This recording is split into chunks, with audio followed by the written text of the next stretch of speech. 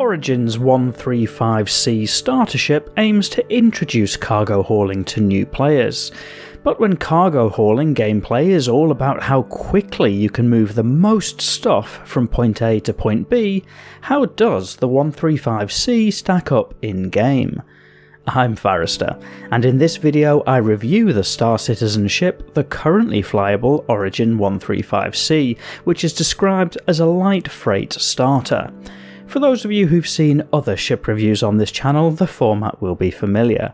This video is split into 5 sections, starting with a ship tour, assessing combat performance, reviewing handling and visibility, looking at the operating costs before finally summarising. I've included timestamps in the video description in case you want to skip ahead. And if you're one of the 3/4 of people watching who isn't yet subscribed to the channel, you may choose to subscribe to be notified of future videos. Part 1. Ship Tour.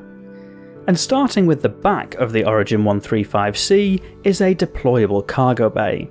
This contains 4 of the 6 internal storage for cargo units. To enter into the ship, there is a ramp access button on the left or port side. This opens a door on the side of the ship, as well as some handy stairs that will take you into the main compartment. And that main compartment is in true Origin style. Inside there's a button next to the door to close the door, as well as 2 buttons at the rear of the compartment that open up to 2 additional cargo units of storage, as well as component access. There's a bed for use by the pilot, and the pilot's chair at the front.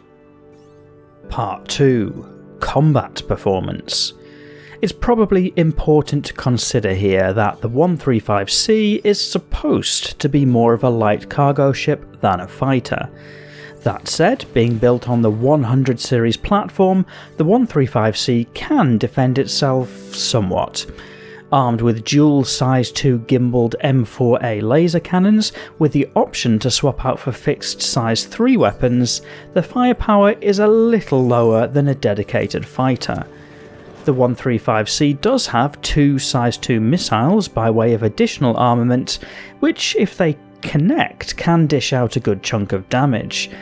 Outside of that, the 135C isn't a great combat platform. It's fairly nimble, but not to the extent of a light fighter, and is only defended by a single size 1 shield generator, so it's probably safer to think of the weapons aboard as a means of escape, rather than for hard fighting. Part 3. Handling and Visibility. Starting with visibility, the cockpit in the 135C is right at the front and is in a bubble canopy style. That is absolutely great for visibility out to the front, sides and above, and makes it really easy to see what's going on. In terms of handling, the 135C is a fairly light and small ship, and so handles fairly well, especially at SCM speeds. The 135C has a top speed of 1095 meters per second and accelerates really well to that speed. Braking performance is a little slower, which means that the 135C carries momentum a little during turns. That means if you push beyond SCM boundaries, it can feel a little sluggish. That's most noticeable when landing. To be clear, the 135C does okay at landing, but the slower braking performance takes a little getting used to.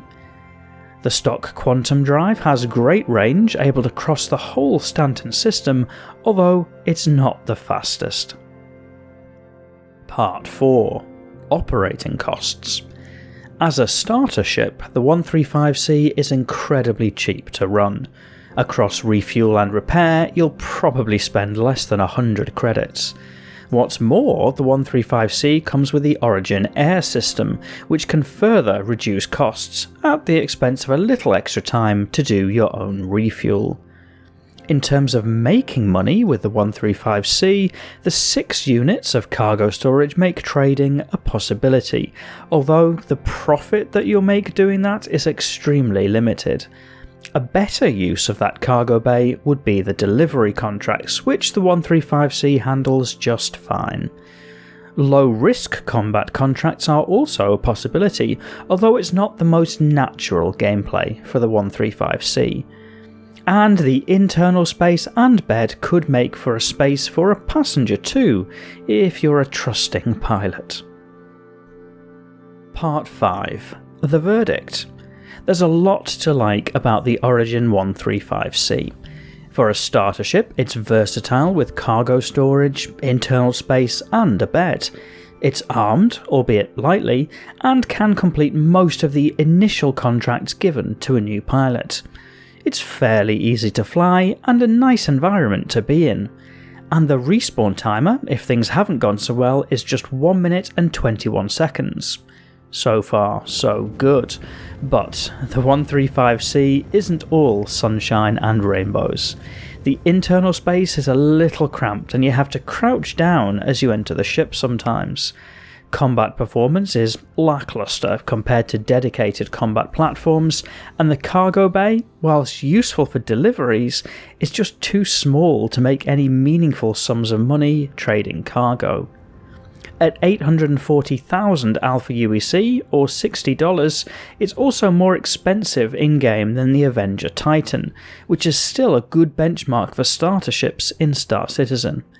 So, where does that leave the 135C?